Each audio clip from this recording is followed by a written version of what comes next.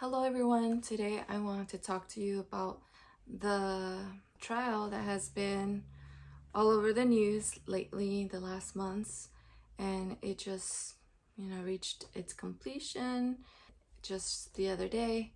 And I decided to write a short blog about this and my experience talking to my kids about this Alec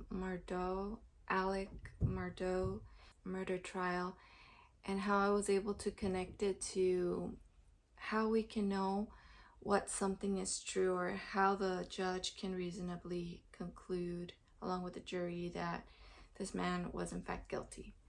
So I'm going to be reading from my blog. If you aren't aware, I have a website. It is susanmorales.org, and there you can learn a lot of things more about the projects that I'm involved in, as well as a blog section. And you'll find several blogs there on different topics relating to the Christian life and apologetics and things like that. And before I read it, if you haven't already, please subscribe to my channel. My channel focuses on learning how to follow Jesus in an everyday kind of way.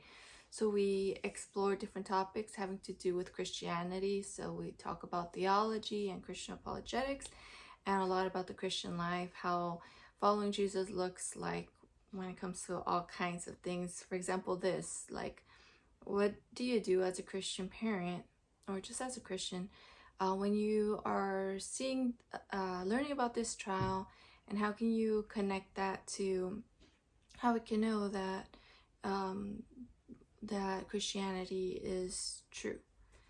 The blog's title is "Can We Know Something is True?" And I'm just going to go ahead and read it.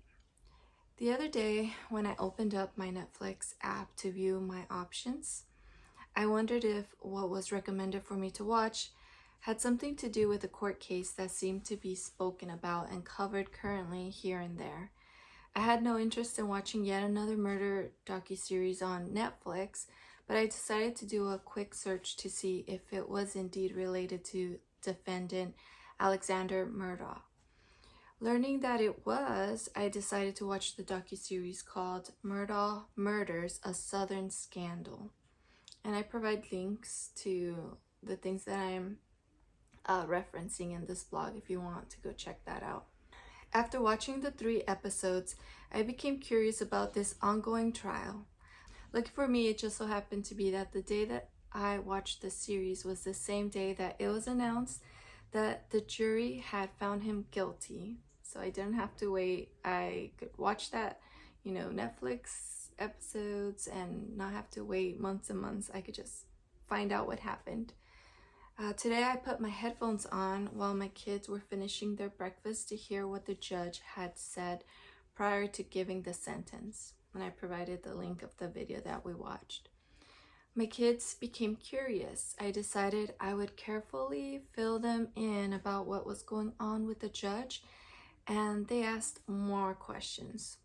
As a homeschool mom, I've learned to look for teaching opportunities, so I paused my video and taught my kids about our court system. We then went ahead and watched the last part of the judge's sentencing together. My child kept asking why the defendant's face looked like that. You know how kids can really tune into like facial expressions, and they're just so smart about like emotions, right? So my child really focused in on that. Having explained very generally what the defendant was accused of, his facial expression of the defendant seemed to be communicating something very different. My children were disappointed by how boring it all appeared on the video. They were expecting the judge to passionately hit a gavel as he sentenced him. I decided to transition into teaching my kids about how the judge and jury could confidently reach the verdict that he was guilty, despite his still claiming his innocence. And that to me is just as someone that has been following this trial for the last days. I went back and listened to the testimony and things like that on YouTube, and it's interesting because it's like you're trying to follow what actually happened, while at the same time trying to follow the what the defendant is saying happened. So it's like two realities going on, and it's like you have to try to understand why he would say that this is in fact what happened. Ultimately, I wanted to end making the point that this court system is more or less the same method we use every day to make decisions about what we accept as true, including the truth of Christianity. I encourage parents to make the most of this trial's opportunity and find their own personalized way of having a similar conversation with their loved ones. So I'm about to transition into how I was able to use this trial as an opportunity to teach my kids I told them this is like one of the most important lessons I can teach you in life, about how we process and arrive to what we accept as true. Before I go there, I just want to talk to you a little bit about having gone through those videos and the things that I'm left with. Like, I'm disturbed about the person, the defendant. It's disturbing that even when all of the evidence was presented, it was just that this person still did not come forth truthfully and confess. And that's understandable, right? And other people that have been guilty and never also confessed what they actually did in court, it's just the way it is, right? But there's something like really disturbing about how people can live in such a way that is not a truthful way, a moral way of living, right? It just seems like the right thing to do is, okay, you've been revealed in this court, like all of this evidence is working against you. Obviously, he doesn't want to go to jail. Obviously, he doesn't want the death penalty. So he's going to say whatever he needs to say to avoid that, and other factors, other like maybe personality disorders going on.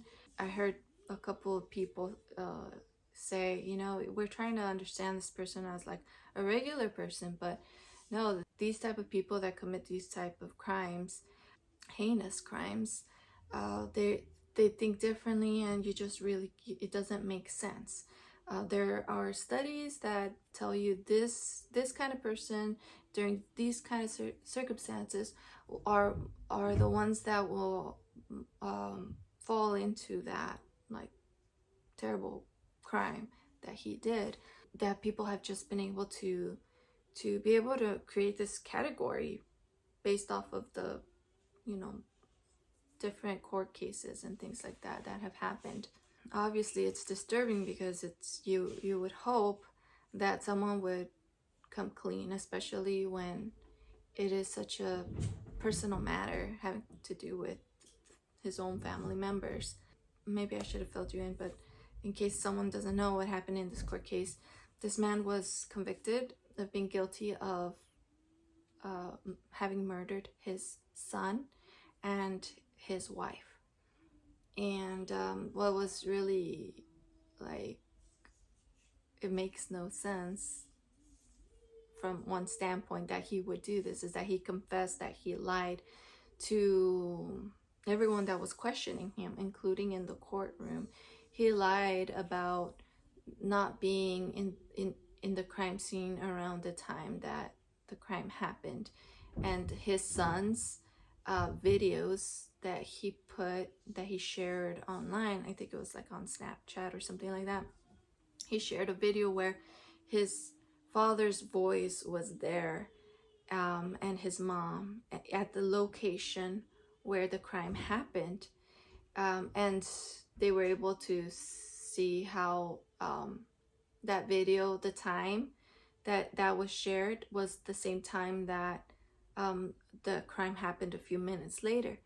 So it was so frustrating to see this man come and be cross-examined, and him having to, like, you could just tell that he was, he was a former lawyer. So he was like not a typical person just being cross-examined. You know what I mean? Like it was very strategic. Everything that he was processing and coming up with, like, you know, and the whole thing, even like his alibi and just the way it seems that he was so methodical about how he went about covering his tracks. So yeah, you could just hear him like trying to come up with this new reality of what happened, and explaining why he was there and how he left and all of these things. And you could just see that this person, like someone said, the truth is not in him. So let me go transition to I don't know if you have any thoughts, share them in the comments, because it to me it is really frustrating and unsettling. But seeing it from a Christian perspective, it makes sense, because if you're not committed to following Jesus, right, and following what he says is moral, it makes sense that someone could twist their words and half truths, and there was an addiction of drugs, and he could like think in terms of maybe thinking about what he was doing as a good thing for them. Who knows? Who knows? Only God knows. But in a sense, there's some sort of closure with him having been convicted. And there's something else. It's like so deep. This family has been traced to other murders that happen, and covering things up and things like that. So anyway, if you're interested, I think I'd recommend that Netflix 3-episode series that they have. Okay, so I'm going to proceed to the family part of this. So for our family, our conversation involved Star Wars. I saw a Lego figure on the table and decided to use that Star Wars character Chewbacca as an example. I told my kids to pretend I was someone who had never heard about Star Wars or the character of Chewbacca. I asked them to prove to me that this character exists. I asked them for evidence. So the evidence. They first explained who the Lego figure Chewbacca was in front of us. I rebutted, "How do I know you didn't just get a bunch of Lego pieces together and are making him up?" My child then went running to his room to collect his second piece of evidence, a mask of Chewbacca. Again, I asked them how I could be sure they didn't just create this mask to convince me that this Chewbacca character actually exists. I then handed my daughter my phone and asked her to look up Chewbacca on YouTube. Content with this evidence, my kids had proven there was evidence out there that reached beyond the confines of our home. Ever the devil's advocate, to push my point further, I asked them, what if I think you guys created this video and it isn't in fact true that Chewbacca actually exists? What if this actor is actually your friend and you made the Chewbacca actor look like the figure and mask to make me believe he is real? I asked them if it was reasonable for me to think that way. I then extended my arms and hands as though they were a scale, like this.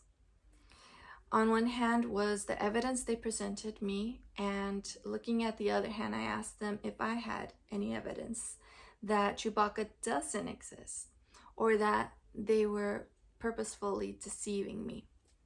I told them I only had presented doubts and questions on my side of the scale, and so it was most reasonable for me to believe that their side with evidence was true. This is the same way the court system arrives to decisions about what we can have more confidence about being true. I told them that there was evidence that the defendant in the trial had been near the murder scene when it happened, that he had a history of lying about his whereabouts, and that he also had a history of stealing money and being dishonest in that way too. I forgot to mention that there was testimony about him stealing money from his own firm, from his clients.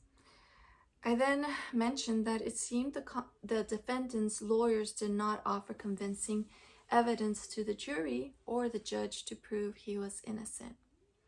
Coming back to Chewbacca's trial, I let my kids know that sometimes eyewitness testimony is huge evidence.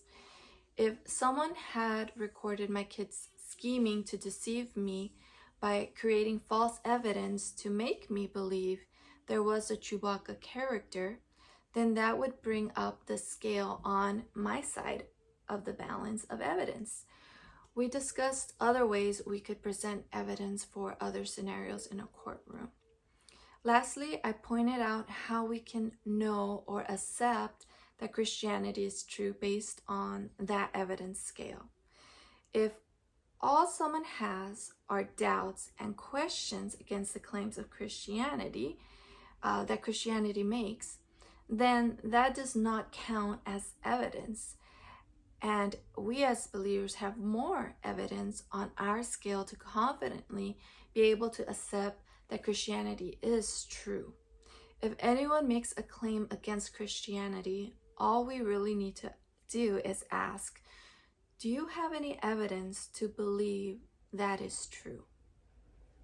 As Christians, living in the time that we do, it is especially important for us to learn about the eyewitness testimony that has been left behind for us to hear about and to serve as evidence in the case for Christianity. Dive into that evidence with your kids and grow in your confidence as your scale goes higher and higher the more you learn about the truth of Christianity. So just a few books that come to my mind on this topic if you want to explore more. Definitely Cold Case Christianity right here by J. Warner Wallace.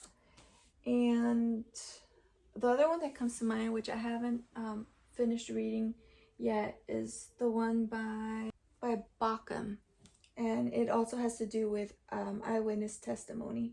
Yeah, there's actually a lot of Christian apologetics books that you can also continue learning about the truthfulness of Christianity. The Case for the Resurrection of Jesus by Gary Habermas and Michael Licona. And yeah, another book by Wallace that I have yet to read is Person of Interest. And what's really cool about his books is that it comes from like a detective approach. So yeah, definitely very cool books that you can research and learn more about the truth of Christianity. There are some books that are geared more towards kids. I have yet to check those out. But I just find as a mom, me just reading books, I'm able to like tailor it myself to my kids. And you know, honestly, that's one thing that I'm kind of on the fence about. When your kids are really little, like my kids are 3rd grade and 2nd grade, so my experience has been it's probably best not to give your kids, when they're that little, a book that will present all kinds of questions. Instead, I think it's best to just tackle one thing at a time, and just as they bring up questions, then you go ahead and you dive into that evidence with them, instead of just putting a lot of questions in them. Let them bring out their questions, and you help them with that, and then sure, use resources to answer that. But that has been my personal experience as of yet, as a young kid mom. Maybe older parents, you know, with older kids, that's what I mean. Maybe they have a different experience. Maybe their kids, you know, the whole communication thing is huge, right? So you always want to have like a safe zone with your kids being honest about their faith to you and being able to ask you all kinds of questions, and you're not going to like get angry at them or respond in a scary way or get frustrated with them. So that's huge. Like if that is lacking in your relationship, then maybe and for older kids, maybe they do actually want to just venture on their own and you hand them a book. But I'll report back to you like as my kids get older. You know, as far as things are now, I think that's the way to go. Like, just have these conversations, bring up, like, find opportunities that are happening in real life, in real time, and see what questions they have about, like, well, how do we know? I also have another blog actually that just recently I shared about how children will ask you about, do we even have any evidence, you know, that about the Bible and things like that. And that one is called Mom, Where's the Evidence Jesus Resurrected? So you know, I had my children ask me that before I had started to learn about the evidence for Christianity. I might have been like stuck. I might have not know that, you know, there is evidence, or how the evidence looks like and all of that. So it's very important for us, especially as parents, to be doing our work on our own, learning about all these things so that we're better prepared when our kids are going to ask us these important questions. And not just for them, but for ourselves. Come to find out, we need to know about the evidence also. It's important for us, as well as it's important for us to be able to share the good news with others. And the time that we live in history, it's not like the times when the believers in the Bible were living. Like, all of them had heard about these things, and there was so much eyewitness testimony happening at the time. But today, like, we live in times when we actually need to learn about what happened and who said what, and how can I trust that what's there is you know, reliable. There's another book that I have yet to finish also, and that one has more to do with Can We Trust the Gospels by Peter J. Williams. So there are a lot of books that you can research and look into about all these different topics. Yeah, so do the work. Thank you so much for watching this video. Please do me a favor, remember to like this video. If you like this video, YouTube will most likely share with you on your feed more of my videos, my upcoming videos, and also they will boost the video and share it with other people too. So if you want more people to learn how to follow Jesus in an everyday kind of way, if you want more parents to be encouraged to teach their kids about the evidence for Christianity, then please like this video and leave me a comment. Comments also help. So thank you so much. I'll see you on the next video. God bless.